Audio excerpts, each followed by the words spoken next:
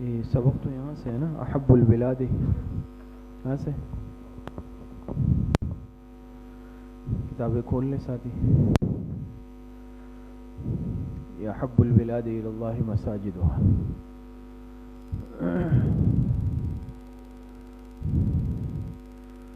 بسم اللہ الرحمن الرحیم. قال رسول اللہ صلی اللہ علیہ وسلم احب البلاد الی اللہ مساجدها وابغض البلاد الی اللہ اسواقها. ترجمہ سنیں.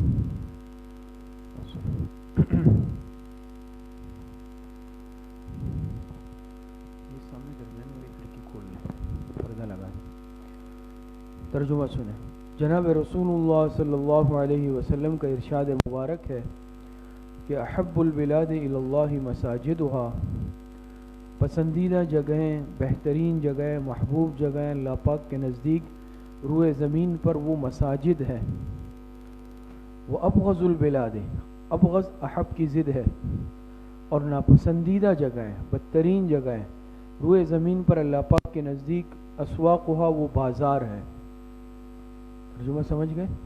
احب البلاد الی اللہ مساجدها، محبوب جگہیں، پسندیدہ جگہیں اللہ پاک کے ہاں زمین پر، شہروں میں وہ مساجد ہے. وابغض البلاد الی اللہ اسواقها، اور ناپسندیدہ جگہیں، ترین جگہیں اللہ پاک کے ہاں روئے زمین پر وہ بازار ہیں. تو اس حدیث مبارکہ میں مساجد کو محبوب جگہیں قرار دیا گیا کہ روئے زمین پر جتنی جگہیں ہیں، اب زمین پر مختلف نوعیت کی جگہیں ہوتی ہیں، مساجد ہوتی ہیں اور مکانات ہوتے ہیں رہائشی، بازار ہوتے ہیں، اسپتال ہوتے ہیں، بہت ساری جگہیں ہوتی ہیں. اس میں سب سے محبوب جگہ اللہ پاک کے نزدیک وہ مساجد ہے، یعنی اللہ پاک کا گھر ہے. جہاں مسجد ہوتی ہے اللہ پاک کو وہ جگہیں سب سے زیادہ پسند اور محبوب ہے. اس کے برعکس ناپسندیدہ جگہ اللہ پاک کے نزدیک وہ بازار ہے. مساجد کو کیوں پسندیدہ جگہ قرار دیا گیا؟ تو یہ بات بالکل واضح ہے کہ مسجد یہ اللہ پاک کا گھر ہے. مسجد یہ وہ جگہ ہے جہاں ہر خیر والا کا عمل ہوتا ہے. مسجد وہ جگہ ہے جہاں اللہ پاک کی عبادت کی جاتی ہے. مسجد وہ جگہ ہے جہاں پر نماز جیسی فرض عبادت ادا کی جاتی ہے، ذکر اذکار، تسبیحات، تلاوت، اعتکاف، تعلیم و تعلم اور جتنے بھی خیر کے کام اور معاملات ہیں وہ سب کے سب مسجد میں ادا کیے جاتے ہیں. حضور علیہ الصلوۃ والسلام کے زمانے میں مسجد نبوی کی حیثیت صرف مسجد کی تو نہیں تھی نا کہ صرف 5 وقتہ نماز، بلکہ اس میں 5 وقتہ نمازوں کے علاوہ ذکر اذکار کے حلقے لگتے تھے، تعلیم و تعلم، علم سیکھنا سکھانا، اس کے حلقے لگتے تھے. جہاد کے لیے جو لشکر ترتیب دیے جاتے تھے اس کے لیے معسکر کی حیثیت بھی تھی، خانقاہ کی حیثیت بھی تھی، مدرسے کی حیثیت بھی تھی، دارالقضا بھی تھا، آپ علیہ السلام فیصلے فرماتے تھے. تو ایک مسجد کی حیثیت ان تمام امور کے لیے ہوتی. تو سب سے پسندیدہ جگہ اللہ پاک کے نزدیک وہ مساجد ہے. اور قرآن کریم میں اللہ پاک ارشاد فرماتے وَأَنَّ الْمَسَاجِدَ لِلَّهِ فَلَا تَدْعُوا مَعَ اللَّهِ أَحَدًا، مسجد میں اللہ پاک کے علاوہ کسی کو مت پکارو. تو سب سے پسندیدہ جگہیں یہ مساجد ہے. یہاں پر انسان اللہ پاک کے سامنے سجدہ ریز ہوتا ہے، دعائیں مانگی جاتی ہیں، عبادات ہوتی ہے. اس کے برعکس دیکھیں آگے وَأَبْغَضُ الْبِلَادِ إِلَى اللَّهِ أَسْوَاقُهَا، کہ ناپسندیدہ جگہ اللہ پاک کے نزدیک روئے زمین پر وہ اسواق، سوق کی جمع ہے. سوق کہتے ہیں عربی میں بازار کو، تو اسواق اس کی جمع ہے، بازار ہے. اب بازار کے ناپسندیدہ جگہ ہونے کا مطلب یہ نہیں ہے کہ بازار جانا جائز نہیں ہے. ضرورت کے لیے انسان اپنی ضرورت پوری کرے گا، خرید و فروخت ہے، تجارت ہے، کسی کو سودا سلف لینا ہے، اس کے لیے اجازت ہے، بالکل جا سکتے ہیں. صحابہ اکرام نے بھی بازار میں تجارت فرمائی ہے، آپ علیہ الصلوۃ والسلام نے بھی تجارت فرمائی ہے. لیکن اللہ پاک نے اس کو ناپسندیدہ قرار اس لیے دیا کہ عام طور پر جو جھوٹ بولا جاتا ہے، خیانت کی جاتی ہے، دھوکہ دیا جاتا ہے، وعدہ خلافی کی جاتی ہے، یہ سب کے سب اس کا مرکز بازار ہوتا ہے عام طور پر۔ تو بازار میں یعنی اللہ پاک کی نافرمانی بہت زیادہ ہوتی ہے، اسی لیے بازار کو ناپسندیدہ جگہ قرار دیا گیا۔ اب انسان بازار بالکل جا سکتا ہے، اپنی حلال رزق، کاروبار، تجارت بالکل کر سکتا ہے، لیکن بے مقصد جانا، ایک تو یہ کوئی چیز خرید رہا ہے یا انسان کا کاروبار ہے، ایک یہ کہ چلے ویسے ہی بازار کا چکر لگا لے، تو اس چیز کو پسند نہیں کیا گیا، بلکہ انسان اگر اپنا عام وقت مسجد میں گزارے تو یہ محبوب اور پسندیدہ ہے، بجائے اس کے کہ انسان بازاروں کے چکر لگائے۔ تو عام طور پر جو گناہ ہوتے ہیں، بدنظری کا گناہ ہے، اسی طریقے سے میں نے عرض کے جھوٹ ہے، دھوکہ ہے، ملاوٹ ہے، خیانت ہے، یہ سارے معاملات بازاروں میں ہوتے ہیں نا۔ اللہ پاک کی نافرمانی بہت زیادہ ہوتی ہے، اس لیے اللہ پاک کے نزدیک بازار ناپسندیدہ جگہ ہے۔ انسان اس کو مقصد نہ بنائے، بس ضرورت کے حد تک رکھے کہ بازار میں جو معاملہ ہے ضرورت پوری کرنی ہے، اپنی ضرورت پوری کر لے، فوراً بازار کے ماحول سے نکل آئے۔ ورنہ عام طور پر آپ دیکھتے ہیں نا، بازاروں میں زیادہ تر یعنی انسان کو گناہ کا موقع پھر مل جاتا ہے، کسی بھی اعتبار سے، جھوٹ کے اعتبار سے، خیانت کے اعتبار سے، یا اگر کوئی خود تجارت سے وابستہ نہیں گیا ہے لیکن بدنظری ہو جائے گی، بد کلامی ہو جائے گی، تو ہر انسان کسی نہ کسی درجے میں یہ امکان ہوتا ہے کہ کہیں گناہ میں مبتلا نہ ہو جائے، بازار میں اس سے گناہ نہیں ہو جائے۔ اس لیے انسان اپنا زائد وقت یا بے مقصد جو ہے انسان بازار میں وقت نہ گزارے، الا یہ کہ اس کی ضرورت ہے۔ اس کے برعکس مسجد میں انسان گناہوں سے محفوظ رہتا ہے، اور ایک نورانی ماحول ہوتا ہے، روحانیت ہوتی ہے، جس کی برکت سے انسان دل میں تقوی پیدا ہوتا ہے، گناہ کے خیالات کم ہوتے ہیں۔ تو مسجد میں انسان کو زیادہ سے زیادہ وقت گزارنا چاہیے۔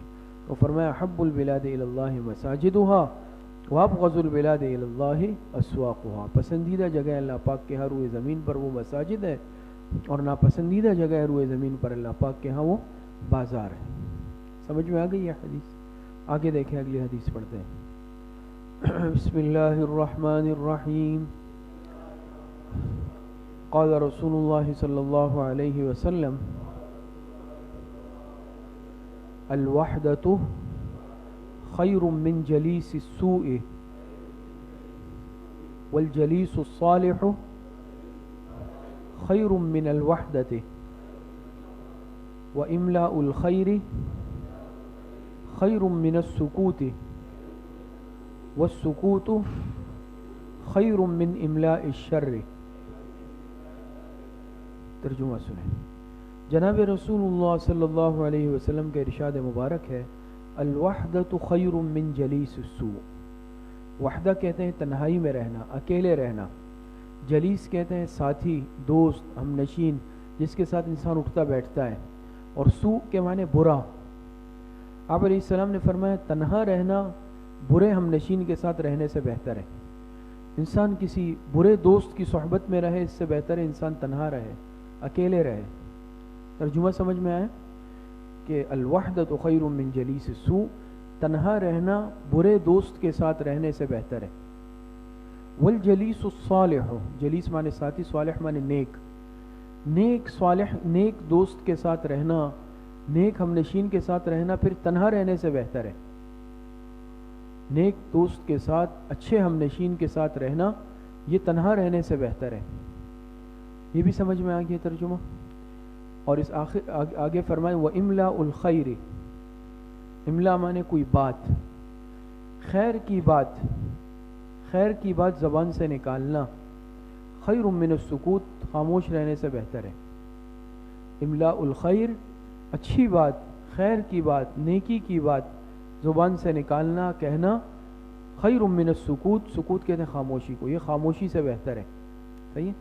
والسکوت خیر من املاء الشر، اور خاموش رہنا یہ بری بات زبان سے نکالنے سے بہتر ہے۔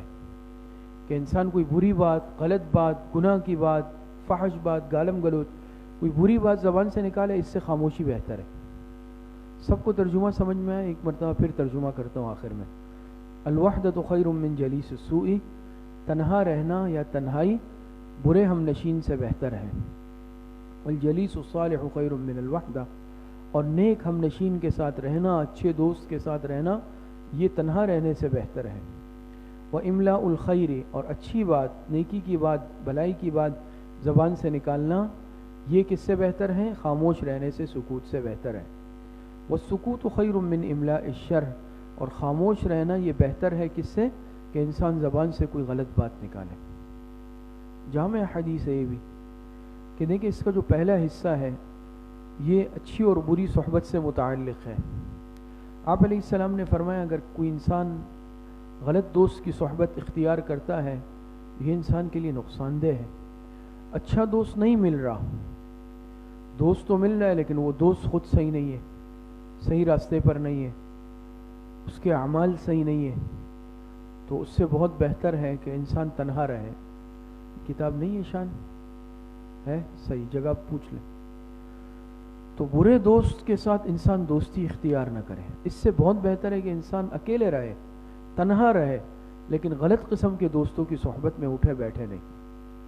ایک اور روایت میں آتا ہے جناب نبی کریم صلی اللہ علیہ وسلم نے ارشاد فرمایا کہ المرء علی دین خلیلہ فلینظر الی من یخاللہ، کہ انسان اپنے دوست کے مذہب پر ہوتا ہے، بس دیکھ لو تم کس سے دوستی بنا رہے ہو۔ تو صحبت کا تو بہت بڑا اثر ہوتا ہے، اچھی صحبت ہوتی ہے وہ بھی انسان پر اثر کرتی ہے، بری صحبت ہوتی ہے وہ بھی انسان پر اثر کرتی ہے۔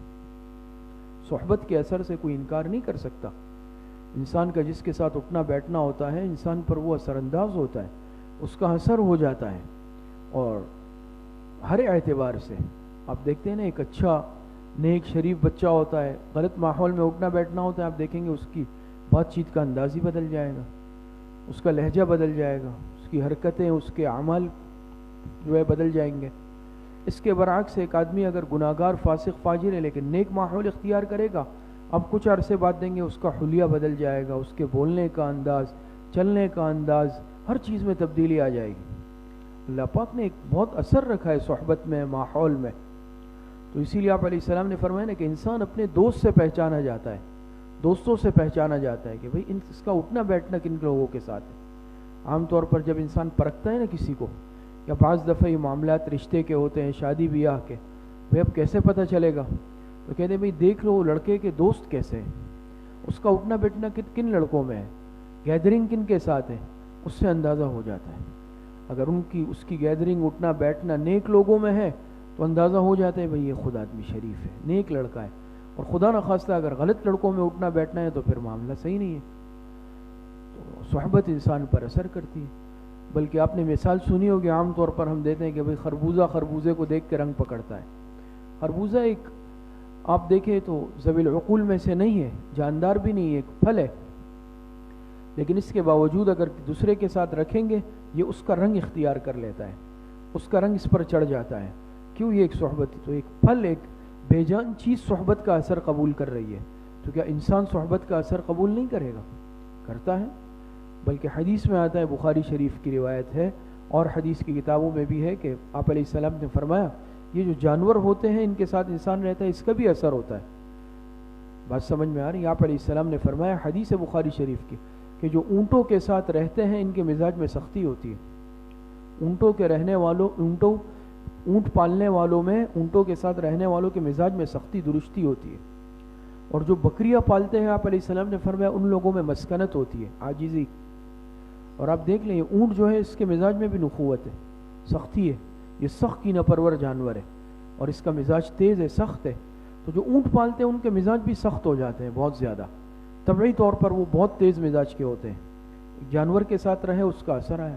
بکری ایک مسکین عاجز جانور ہے، تو بکری کے پالنے والوں میں بھی وہ عاجزی آ جاتی ہے۔ دیکھیے جانور کا بھی اثر آ رہا ہے، ایک پھل فروٹ کا اثر آ رہا ہے دوسرے میں، جانور کا آ رہا ہے انسان میں اثر، تو کیا انسان کا انسان میں اثر نہیں آئے گا؟ قبول نہیں کرے گا؟ کیسے نہیں کرے گا؟ نا مشہور صحبت صالح ترا صالح کند، صحبت طالح ترا طالح کند۔ کہتے ہیں اگر نیک لوگوں کی صحبت میں رہو گے تو خود بھی نیک بن جاؤ گے، اور برے لوگوں کی صحبت میں رہو گے تو خود بھی برے بن جاؤ گے۔ تو اسی لیے فرمایا کہ انسان تنہا رہے لیکن برے دوست کے ساتھ نہ رہے۔ مولانا روم رحمۃ اللہ علیہ نے مثال بیان کی، آپ حضرات کے سامنے میں بیان کر چکا ہوں نا، کہ برے دوست کی مثال تو بدترین سانپ سے بھی زیادہ خطرناک ہے۔ بات سمجھ میں آئی؟ دور شو از اختلاط یار بد، یار بد بدتر بود از مار بد۔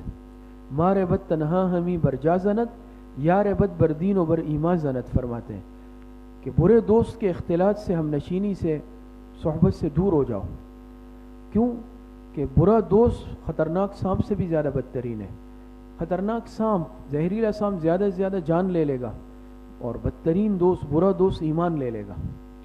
تو بہرحال آپ دیکھتے ہیں نا آج کل دوستیاں ہوتی ہیں، پھر خدا نخواستہ اگر دوستی کسی غیر مسلم کے ساتھ ہے، یا ایسے مذہب والا جو باقاعدہ ایک داعی ہے اپنے مذہب کا، تو آپ دیکھتے ہیں بہت سارے نوجوان ایسے ہوتے ہیں کہ دوستی کی وجہ سے وہ کیا کر لیتے ہیں، اسلام چھوڑ کے مرتد ہو جاتے ہیں، دوسرا مذہب کہہ رہے بھائی میرا دوست ہے، میں اس کے ساتھ رہا ہوں، میں اس سے متاثر ہو گیا ہوں، اسی لیے اس سے منع کیا گیا ہے۔ دلی دوستی انسان مسلمانوں کے علاوہ کسی کے ساتھ نہیں لگا سکتا، قلبی دوستی، ہاں ان کے ساتھ رہن سہن برتاؤ ہو سکتا ہے، اچھے اخلاق، ان کی غمی خوشی میں شرکت، اس کا شریعت نے اجازت اس کی دی ہے، لیکن دلی دوستی، قلبی تعلق اللہ پاک نے فرمایا قرآن میں بھی حدیث میں بھی کہ یہ صرف مسلمانوں کے ساتھ، نیک لوگوں کے ساتھ ہو۔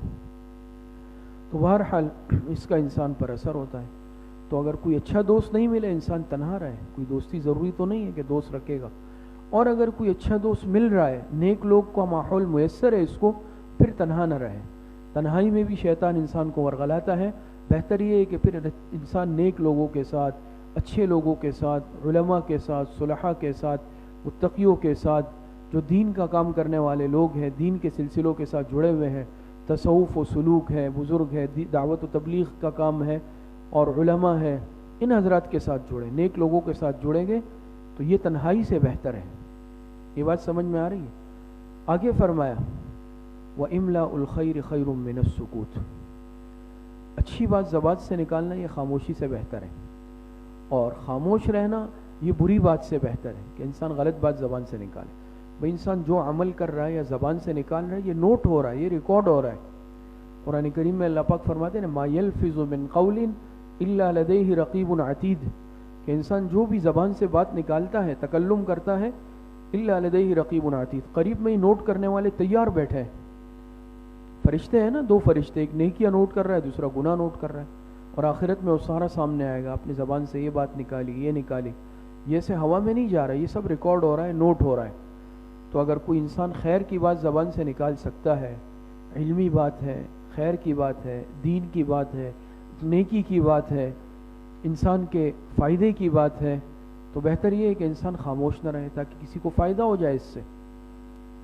اب مثال کے طور پہ آپ نے یہ حدیث پڑھی، تو آپ کو موقع ملا، دوست آپ کے ساتھ بیٹھے، آپ نے آج ہم نے یہ حدیث پڑھی ہے، ایک تو یہ کہ آپ خاموش رہیں، لیکن آپ کو یہ حدیث آتی ہے، ترجمہ یاد ہے، تشریح آپ کو یاد ہے بہتر طریقے سے، تو آپ ان کو سنائیں، ان پر اثر ہوگا، ان کے فائدے کی بات ہوگی، آپ کو بھی اجر ملے گا۔ تو سکوت سے خیر کی بات بہتر ہے کہ آپ دین کی بات ان کو سکھا رہے ہیں۔ آپ نے اپنے دوست کو بھائی تجوید سکھانی شروع کر دی، یا کوئی مسئلہ فقہ کا پڑھا ہے آپ نے ان کو بھی بتا دیا، گھر والوں کو بتا دیا، یہ سب خیر کی باتوں میں شامل ہے، بھلائی کی باتوں میں۔ لیکن اگر انسان زبان سے کوئی غلط بات نکال رہا ہے، کسی کی غیبت ہے، کسی پر بہتان ترازی ہے، کوئی گالی زبان پہ آ رہی ہے، تو پھر بہتر ہے انسان خاموشی ہو جائے، اس سے خاموشی بہتر ہے۔ کیوں؟ اس کے نام اعمال میں پھر گناہوں کا اضافہ ہو جائے گا، برائیوں کا اضافہ ہو جائے گا۔ اگر اس نے کسی کے متعلق بات کہہ دیا، آج غیبت کی بہت زیادہ عادت ہے، سب میں ہے، اور ہم یہ غیبتیں کرتے ہیں، بہتان ترازیاں بھی کرتے ہیں۔